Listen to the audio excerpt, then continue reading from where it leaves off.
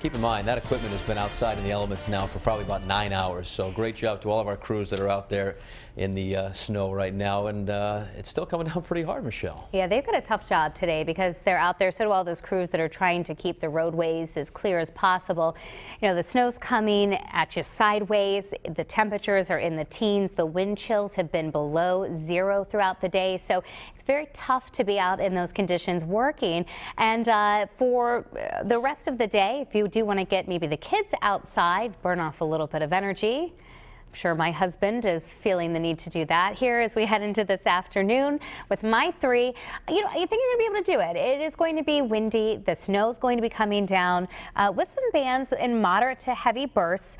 But as long as they're bundled up, and again, you just pay attention to you know, what their needs are, I think you'll be fine. And we take a look, take them outside, Pete, and take a look at live Pinpoint Doppler 12 radar here as we approach midday, and you can still see bands of heavy snow. And we have one that's been sitting now over the eastern part of Massachusetts and down into the eastern part of Rhode Island, northern Rhode Island as well, where Tadevik was.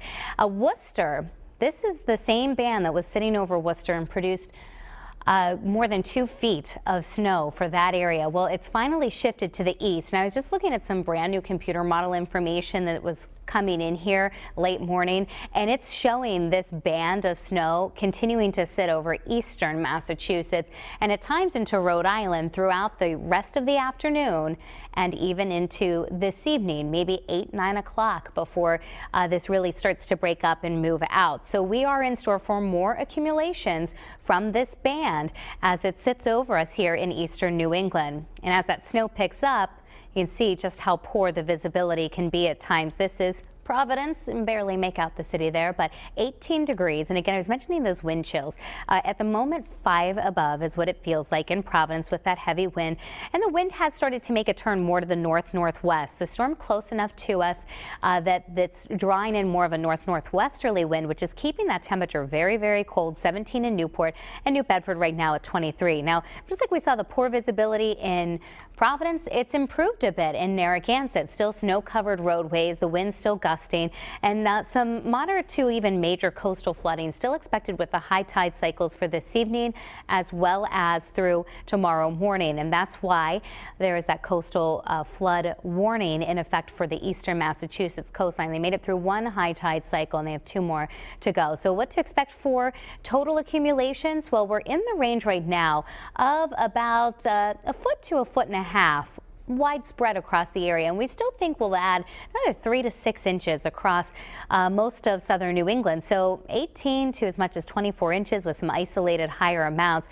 Parts of northern Rhode Island, including in Burrillville and Chepachet, they're around 20 to 21 inches of snow. Here are the wind gusts. So at times over 30 miles per hour in Rhode Island, occasionally gusting near 50 miles an hour in the Ocean State, and we have frequent gusts still to 50 and 60 miles an hour for the eastern shore of Massachusetts to the Cape, Nantucket. Peak gust on Nantucket earlier this morning, 78 miles an hour. That's hurricane force for the wind gusts. So an intense storm, one that's sitting off to the east, just offshore. Again, that counterclockwise flow driving in the cold air, the moist ocean air, and that's allowing for these bands of snow. Now notice the bands of snow allowing for a little bit of sort of easing up at least of the snowfall. And you can see this drier pocket here that's developed from central Connecticut into central Massachusetts, or at least west central Massachusetts. And so we'll see some of that activity in the afternoon hours for our area, but we're going to keep snow in the forecast through the evening. Here's another look at those temperatures in the teens, wind chills, and at times around 0 in Newport and Smithfield, 5 above in Providence. Let's show you that latest Futurecast. So here we are at noon, bands of snow over Rhode Island and eastern Massachusetts, not making much progress, 2:30, 3 o'clock in the afternoon, and here we are at 5 in the evening. Still snowing. We'll start to see it pull away again later in the evening, and the night will be drying up. We'll still have some tough travel conditions envisioning for tomorrow morning. Winds will still be gusty. There'll still be snow-covered roadways at times, but the snowfall accumulations will be over with mostly as we head into tonight. So I expect us to top out around 20 this afternoon. falling to about 9 for an overnight low. Very cold start, and the wind chill will be below 0 at times early tomorrow. 25 for the high tomorrow. That early snow shower on the Cape will give way to some partial sunshine and those northwest winds about 10 to 20 miles per hour. I showed you the 7-day a little earlier and mentioned that after we get through today, we'll have the potential for another round of accumulating snow on Friday. Now, I don't expect anything severe or extreme like what we've been seeing last night and today, but we could pick up a few inches on Friday, and then we'll have to watch another storm system for early next week.